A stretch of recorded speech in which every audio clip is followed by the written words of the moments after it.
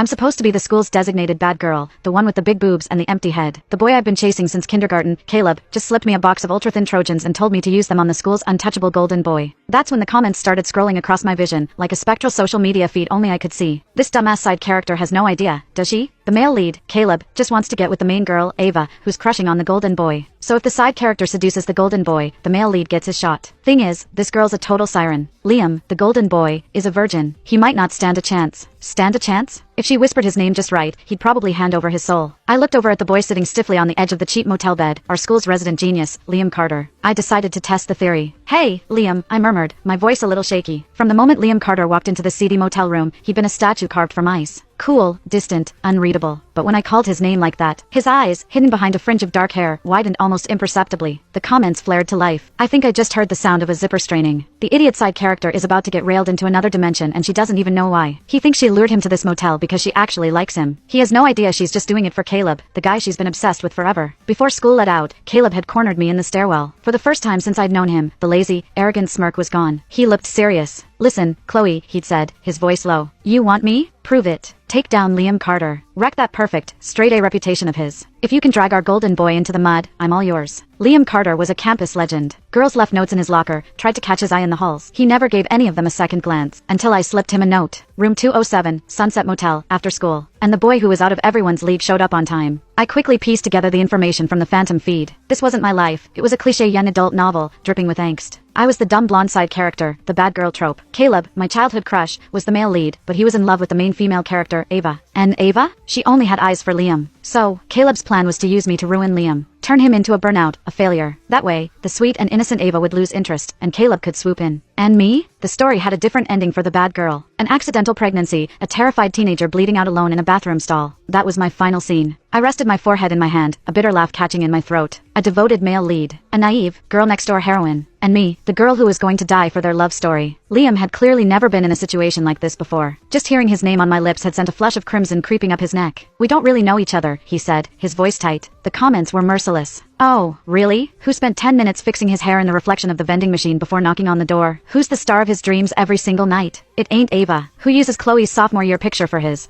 private study sessions? Liam, my man, you are down bad. I leaned in closer, my body brushing against his. The keys in his pocket dug sharply into my thigh. My fingers, nails painted a dark, glossy red, traced a line up his chest. My hand found his phone. I slipped it from his pocket. The lock screen lit up. It was a photo. Click the link in my profile to watch the exciting follow-up.